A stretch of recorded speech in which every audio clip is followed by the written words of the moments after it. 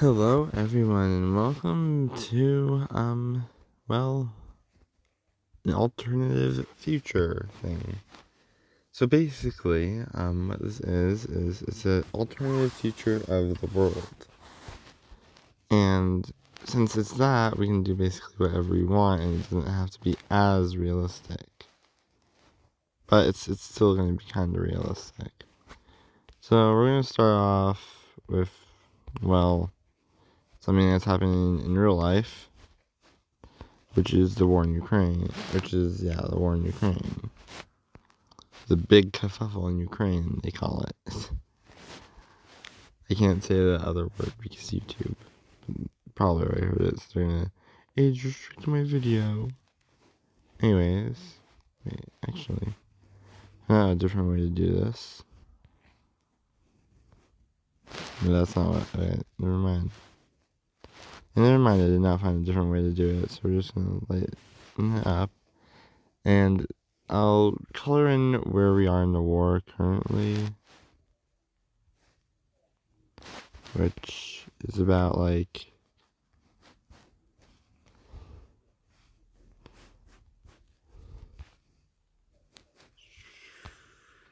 think it's oh, never mind, not northern Ukraine yet, but where we are in the war currently, I think is about here. From what I remember, at least, this is where we are.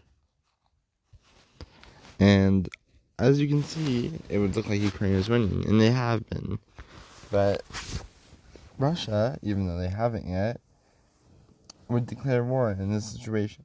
They haven't yet because they've been trying to just call it a military operation, even though it's actually a war. So they decide, you know what, we're just gonna declare war, and with that, they're able to send all their troops in, and they start making advances. They take back Kherson, and they are able to push through the Donbass pretty quickly. It's just taking all of this.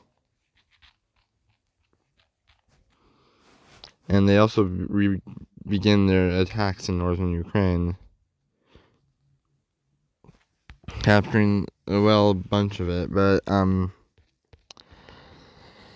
down here they're able to cross the river before being stopped by Ukrainian troops. Well, up here they cannot cross the river, but they are still able to make pushes up to the river.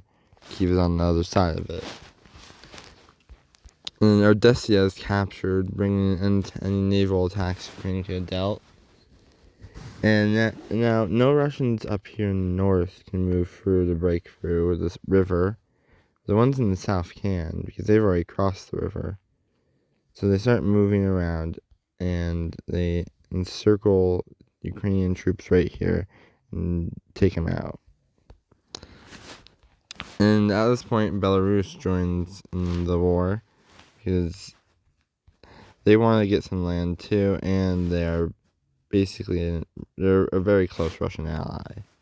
So they join, and with that, they're able to break through here, cross the river, and capture Kyiv. This allows Russian troops to make advancement, and they encircle Ukrainian troops here and defeat them. And Zelensky is forced to flee to western Ukraine, and the Russian and Belarusian troops keep making advances to the point where they've taken northern Ukraine. They just kind of keep pushing. Just keep pushing. And at this final moment, there's only one major city left, and they're about to capture it. I don't know how to pronounce its name, so I'm not going to. And so many Ukrainians and Zelensky flee to neighboring Poland as the rest of the country is captured and forced to capitulate. So here is the peace treaty. So Russia's new borders are this.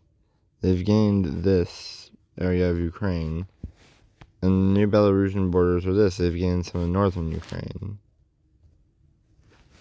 And down here is a puppet of Russia called western Ukraine, and it's mainly just a part where there are like just some Ukrainians and a new president that's more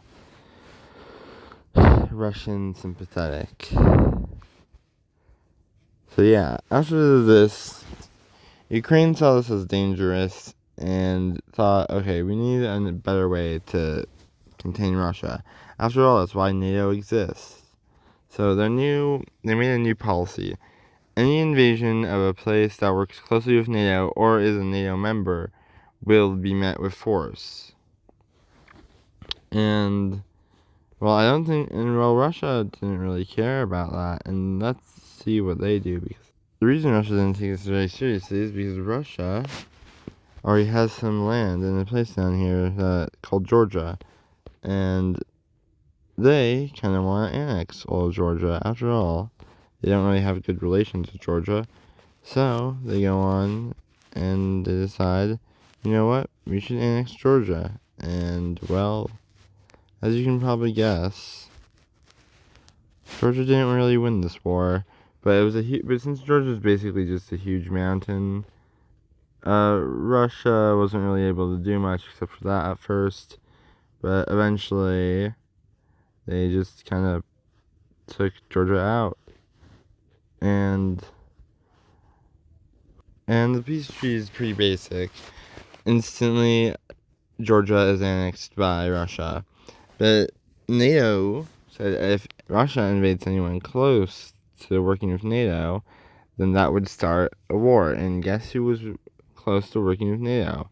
Well, it was, you guessed it, Georgia. So, Russia has just started a war with NATO. So, I'm going to color all of those in real quick. So, NATO joins the war. I know technically Finland and Sweden aren't part of NATO yet because Turkey hasn't ratified them.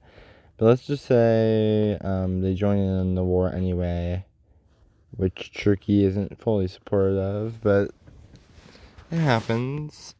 And then also, Bosnia decides to join in on the war, which Serbia is still debating if they should join in on the war due to, their ally being Russia, and if they join in, all their enemies would be right there and easy to take them out.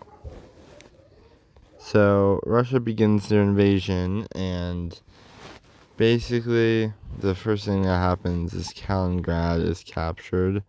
A joint Lithuanian and Polish effort make that easy to happen. Then Romania takes Odessa from Russia, which Russia is not happy about. Also, before we continue the Ukrainian war, I just want to say everything that Russia did in Ukraine and Georgia, that was like 5 to 10 years. Anyways, and Slovakian Polish troops, as well as other NATO troops, push into Ukraine. The puppet that Russia made of Ukraine, and it capitulates. And Russia has lost their puppet down there. And with this, Russia is urging, very much for Serbia to join in. And Serbia is about to join in, but first, a liberation of Georgia is going underway. That's right, they're trying to liberate Georgia. And Ukraine as well. They're trying to liberate Ukraine as well, but they haven't gotten that far yet. And with the fall of most of Georgia's land, which that was a lot faster than it should have been, but Serbia joins in. And Serbia is basically instantly defeated. Serbia capitulates. And Belarus at first does not capitulate, but with all the Baltic states invading, a revolution begins, and they are forced to capitulate. But that's all of that. The red team, aka Russia, has made some gains. Not tons, but they have made some. Let's see what they've made. So, they've made some gains up here in Estonia. made some here in Latvia, and some in Lithuania, and also also a little bit up here in Finland, but that won't last for long. So as you can see, Russia is not doing the best, and NATO decides to fight back, and instantly Russia loses all the lands they held there. And you know what happens? Russia kind of just, loses about, I'd say, this much land right after, which includes like all of this, and let's just say here as well. And with that, wait, where's the, oh, something, give me a second. And with that, Russia loses basically all their land there. And because Russia isn't really getting any help, they lose all of this. And Vladimir Putin is captured, and they are forced to make a peace treaty. Okay, let's look at the peace treaty. So Georgia, right here, this is their new border. They gain a lot of land. Ukraine stays mostly the same after they liberated them and put Zelensky as the president again, but they gained Crimea back. Ukraine has taken this bit from Belarus, as well as Belarus has now become a republic, while Estonia and Latvia take this from Russia. And Finland has gotten a lot bigger lately. Let me show you how big they've gotten. That's not how big they've gotten. Give me a second. There's something. Okay. No, let's see. I don't know why. Okay, there. That is a pretty big Finland. So, also, Vladimir Putin is no longer the president of Russia. And Russia is now mostly just a republic, bringing the war in Europe to an end. And Turkey is urged to ratify Finland and Sweden into NATO. Now, Serbia, they lost a lot of land. I'm about to draw that up. Okay, so Serbia does still exist, but there's just this. And welcome to border coordination. So, I hate this so much what I've drawn, but Romania gets this, Hungary gets this a little bit, Croatia gets this,